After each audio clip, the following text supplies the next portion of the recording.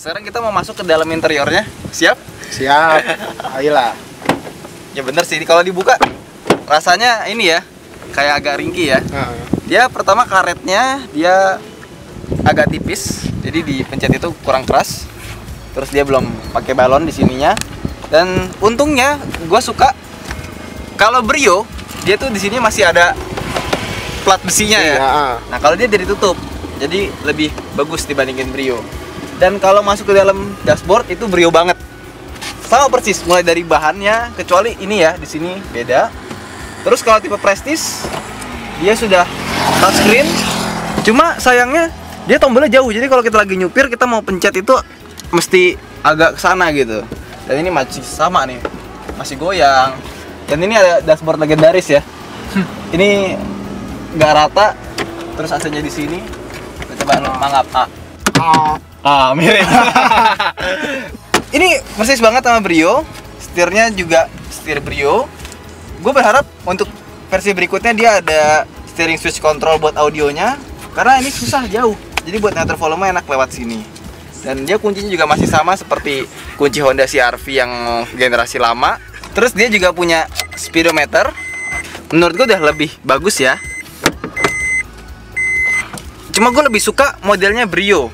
Dia ada eco button-nya. Kalau kita nyalain, dia sebetulnya dalamnya nyala tuh. Warnanya putih. Coba dibikinnya warnanya biru, kayaknya lebih keren. Dan kalau punya Brio kan keren banget tuh, orange gitu kan, kayak sporty gitu. Dia MID-nya cuma ada kilometer per liter, kilometer, trip. Udah cuma 3 itu doang, 3 mode. Oke. Kita matiin lagi. Masih persis sama Brio. Dan kalau kita lihat joknya, ini joknya dia agak kerasa ya. Tulangnya tuh berasa banget di sini nih. Ini kalau kita pencet, ini tulang ininya saking tipisnya dia berasa dan dia nggak bisa naik turun. Dia ini slidingnya cukup jauh, bisa sampai segini dan paling mentok. Nah, ini paling mentoknya segini ya. Terus dia bisa tilt steering, naik turun. Cuma sayangnya dia belum bisa height adjuster, belum bisa naik ketinggiannya dan di sini juga masih kaku seperti Grand Livina. Kalau R3 kan dia bisa naik turun ya, karena dia ada head adjusternya yang tipe paling bagus. Nah, terus dia kalau AC-nya dia ada buat kepala dan ada buat ke arah kaki. Nah, terus kalau mobil biasanya itu kan untuk fog lamp dia diatur di sini atau enggak di sini. Kalau dia fog lamp-nya ditaruhnya di sini. Itu beda sendiri dia, fog lamp-nya taruh sini. Nah, dia untuk tipe Prestige, dia audionya sudah yang paling bagus ya. Tapi sayangnya belum ada Bluetooth, jadi bisa ada USB, AUX, CD, DVD. Cuma dia belum ada itu. Dan dia penempatannya tuh terlalu miring, harusnya agak tegakan. Kenapa? Agak kelihatan. Glare ya. Agak silau gitu ya. Jadi apalagi kalau siang-siang, kalau malam sih mungkin bagus. Nah, sekarang suara audionya menurut gue cuma kekurangan cuma satu. Dia nggak ada tweeter. Untuk bassnya segala macam udah cukup oke. Tapi dia suaranya tuh lebih ke mid dibandingin ke bass sama treble. Jadi middle tinggi, padahal nih middle-nya udah kita inin loh. Udah kita buat. Mana sih itunya? Equalizer. Bukan ya? Rock. Tuh, dia tetap mid-nya tuh nggak bisa hilang. Coba ada tweeter di sini pasti lebih enak. Gitu. Anjir. Weh. Kok suaranya bocor sih? Hah? Suaranya bocor audionya. Kedengeran sampai keluar Beneran. Hah? 520 loh. Ini belum maksimal loh. Hah? Kok bisa sih? Ini wajar sih. Gimana ya? Di bagian situ loh, kedengeran Iya, dari sini. Berarti emang peredamannya suaranya nggak bagus. Ah. Lu ngobrol di luar pun gue dari sini bisa kedengeran. Loh. Lu denger selera musik kita kayak gimana kan? Nah, Ya udah. Lu ngomong pun dari situ gue kedengeran ke sini. bener-bener. Nah, itu audionya ya. Jadi kalau misal mau upgrade, nggak perlu ganti speaker, tinggal tambahin tweeter aja sih kalau menurut gua ya, itu subjektif tapi. Udah oke. Kita mau lihat layarnya, AV in, iPod, tuner, disk, USB, belum ada Bluetooth. Terus selain itu, dia juga punya kamera mundur. Ya, kalau misalnya di R, dia langsung. Ini apaan nih? Nih, ngapain ya di situ? Tabrak. Ini gue duduk di belakang 170 dan tinggi lu 180. Boy, ini 178 Boy. 178, sorry. Ya, ini kepala gua sama kepala dia itu headroomnya emang mobil ini lega, paling lega di kelasnya. Dan dia bagian kursi belakangnya pun recliningnya ada 3 step, 1, 2, 3, bisa lebih mundur lagi. Nah, terus ini bisa maju lagi, Coba. Tolong. Lega ya legroomnya ya. Iya, tapi cuman bagian sini ya tipis. Ya dapat ya kalau soal uang. Terus kita mundurin ke belakang. Iya, mundurin. Oke. Nih, udah paling mentok bagian sini. Gimana? Lu dapat Masih lega di sini mah. Masih lega. Tapi sejujurnya Ya. bagian sini kenapa bisa lebih lega? Ini juga karena bagian kursinya ini lebih tipis. Bagian ini juga nggak terlalu, Cuma segini ya. ya cuman segini doang. Jari doang. Heeh. Nggak terlalu lebar-lebar amat. Nah, bagian sininya kursi depan ini didesain dengan model bucket seat. Dimana bucket seat ini membuat kontur dia itu menjadi lebih tipis. Ini ya masuk ke dalam ya. Heeh. Oh ya ini ada celahnya segini jadi ini tipis banget ya paling cuma Iya, misalnya kita tekan bagian sini terus sama bagian belakang ya. Itu paling jaraknya cuma segini doang, nggak terlalu tebel-tebel banget lah. Makanya jadi kalau kita masukin kursinya R3, kursi Avanza taruh sini ya Jatuhnya ya, sama juga ya. aja, sempit-sempit juga. Akal-akalan. Makanya ini bisa jadi lebih lega luasnya. Dan lumayan sih. Jadi sebetulnya kalau Avanza sama R3 mau dibuat lega, kasih aja kursi-kursi tipis gini. Ya bisa aja kalau mau. Entah itu. Tapi gue suka lah, ini mobil cukup enak kok. Ini kalau misalnya kita duduk di sini, ini kayak ada handrestnya gitu, kayak kita duduk, ya kan? Coba Iya. tangan lu pas kan? Pas juga di sini juga udah ada apa cup holder, ini juga ada tempat buat naruh HP. Pas ya. Dan seat belt pun juga udah dikasih. Itu apa tuh yang bener-bener speaker ya? Nah, ini speaker. Nah, tapi kalau misalnya kita duduk di belakang kan emang headroomnya lega, tapi karena travel suspensinya yang pendek, kalau misalnya kita lagi sial, misalnya ngemudinya kayak dia nih, bisa aja kepala kita kena atasnya udah mentok. Wah, lu benjol berapa kali kalau sama dia ya? Kurang ajar. Jadi ada peringatannya juga. Jadi kalau mau naruh kursi, dia ada tulisannya, hati-hati nih. Hati-hati keinjak. Sekarang kita mau lihat bagasinya yang katanya bener-bener luas ya. Yep. Tunggu ini Tada. apaan nih? Apa? Kok kayak gini sih? Oh, Nih. ini namanya hidden storage. Jadi kalau kita mau punya barang yang kecil-kecil bisa taruh sini buat tempat rahasia. Ini kalau Roger Danuarta senang banget. Parah. Ya enggak. Coba deh lihat deh. Lu nggak bakal nemu bagasi yang selega ini di kelasnya. Bahkan dibandingin sama Innova pun ini jauh lebih besar. Nih lihat.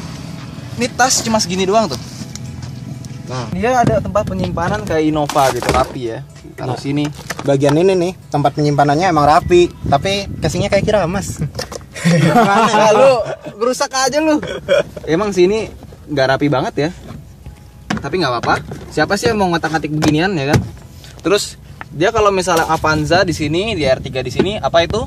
Dia ada buat bukaan spare tire di bawah. Nah, jadi ada tutup botolnya di sini dari karet. Nah, dia juga punya kursi bakal kelihatan tipisnya ya. Segini doang. Terus nutupnya juga gampang. Dia ditidurin aja. Asisten. Kenapa harus gua? Ini juga udah ada talinya, tarik set. Langsung. Dan storage-nya akan jadi lebih lega. Bagian juga gampang, asisten. Masih. Ingat dari sini aja nih. Aduh. Nah, itu kan langsung dipencet lagi. Persis kayak Avanza, udah jadi kursinya seperti itu. Asisten lu nggak berguna ya? Ya udah. Lega banget kan? Inilah keunggulan Honda mobilnya dibandingin mobil-mobil lainnya. Asisten buka. Iya, Pak. Aduh. Bagus lah. Masih ya bukanya? Oh, ini dia. Ya ampun. Dah. Jadi dia mesinnya adalah mesin Honda generasi terbaru, bukan L15A tapi L15Z1. Z1. Z1. Bedanya banyak. Mulai dari penggunaan bahan, kayak misalnya gini, silinder headnya sekarang dia pakai plastik, sudah nggak pakai besi lagi. Tapi bukan berarti lebih jelek, karena dia punya kelebihan masing-masing ya. Terutama buat plastik ini dia lebih enteng, lebih weight reduction. Terus dia juga punya VTEC model terbaru, jadi dia bekerjanya nggak di putaran atas saja, tapi ada di putaran bawah dia sudah main. Jadi makanya tenaganya di putaran bawah lebih bertenaga dibandingkan dengan L15A untuk putaran bawahnya. Meskipun tenaganya cuma 118, L15A 120 ya. Yap, benar. Yap. Nah, terus ada satu kelemahan, dia punya aki. Ini tempatnya sangat sempit, jadi tidak bisa di-upgrade ukurannya. Terus yang gue kecewa mungkin ini ya, dari finishingnya di sini, sil-silannya Dan kalau misalnya ini bukan warna silver, misalnya kita warna biru, itu akan kelihatan catnya itu meluber kemana-mana. Jadi ini kelihatan juga nggak begitu rapi, tapi ini nggak masalah karena warnanya silver. Ini juga nih, apronnya juga, ya ampun, seharusnya bisa bikin lebih rapi lagi untuk sebuah Honda. Cuma kita berapa kali sih ngeliatin engine ya? Jarang kayaknya. Oh iya, satu lagi, dia ini udah pakai karet tuh di sininya loh. Kayak Kia Carens, meskipun karetnya bukan karet yang bagus gitu ya, tapi udah cukup diapresiasi.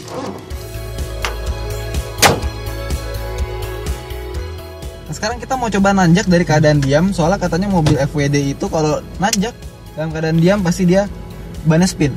Enggak, itu nyupirnya aja ngaco. Sekarang kita di D, transmisinya kita gas. Memang agak ngeden, tapi nggak seperti yang orang-orang bilang. Ini kita bertiga loh padahal. Tuh, masih oke dan nggak ada gejala buat spin. Apalagi kalau dibilang nggak kuat nanjak. Kita berhenti lagi.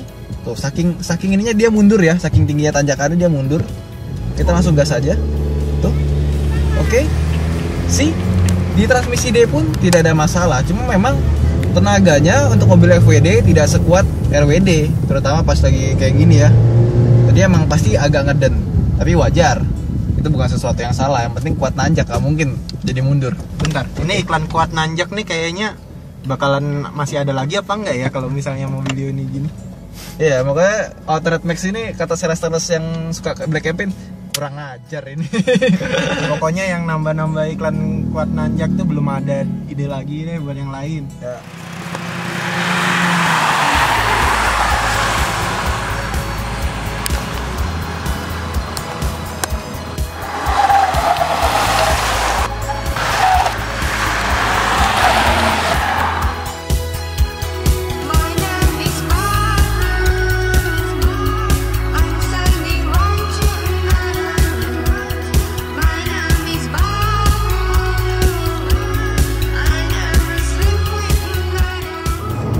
Ini kita lagi di dalam tol dan gue merasa ini suara ban, suara mesin itu lumayan masuk, dan kalau kita gas ini akan terasa banget dia masuk meskipun agak ngeden.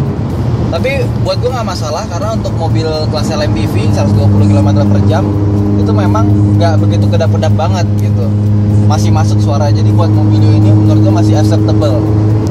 Terus gue sukanya dari mobil ini ketika di tol dia itu stabil, dia itu nggak menunjukkan gejala-gejala limbung. Kita coba untuk kiri, usul dikit. Nah ini kalau CVT itu tenaganya tuh berasanya tuh kayak ngeden gitu, tapi enak. Dia masih enak, cuma agak ngedennya itu dia nggak bisa langsung teng gitu ya kalau kita naik transmisi biasa atau manual. Jadi kalau misalnya kalian punya mobil manual itu pasti rasanya bakal jauh lebih enak dibandingin mobil CVT. Tapi bukan berarti CVT pelan, tapi emang sensasinya tuh ngedennya itu tuh gak enak banget.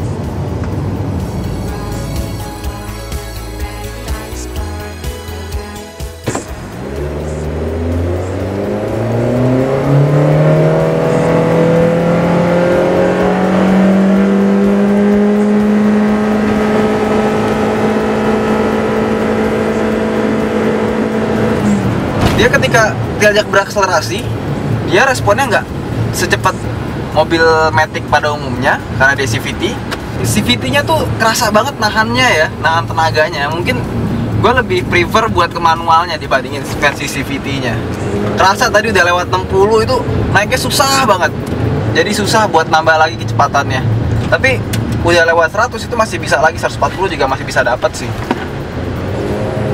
Kesimpulan dari review kita kali ini, Honda Mobilio memang memiliki banyak kelebihan dan keunggulan seperti slogannya. Tapi ternyata mobilnya juga banyak kekurangan dan kelemahannya. Di antaranya kelebihannya adalah Space-nya besar, interiornya lega, pengendaliannya mantap, dan bagasinya bisa dibilang paling luas di kelasnya. Lalu kekurangan dan kelemahan Honda Mobilio ada pada Suspensinya yang terlalu keras untuk sebuah MPV, lalu juga kedapan kabinnya yang kurang, transmisi CVT-nya yang mengebiri bagian mesin, dan kualitas bahan pengerjaan dari kabin sendiri yang kurang menurut kami. Sekian review dari Outnet Max. Terima kasih telah menonton dan tentunya terima kasih banyak juga buat yang sudah mengirimkan komentar, mengirimkan saran melalui email dan komentar di video sebelumnya. Dan juga terima kasih buat sponsor kita nih. Ini dari DC Printing di Bandung. Jadi kalau mau bikin kaos bisa langsung ke sini. Dan terima kasih juga untuk Mas Yuda. Oke, siap. Dan kunjungi blognya ya. Iya. yudakusuma.com. Oke. Asik. Ya, mohon maaf juga kalau misalnya ada usul atau saran yang belum bisa kami realisasikan karena ada keterbatasan teknis. Nah, jangan lupa baca web kami, like Facebook kami, dan follow Twitter kami. Oke, sekian dan terima kasih.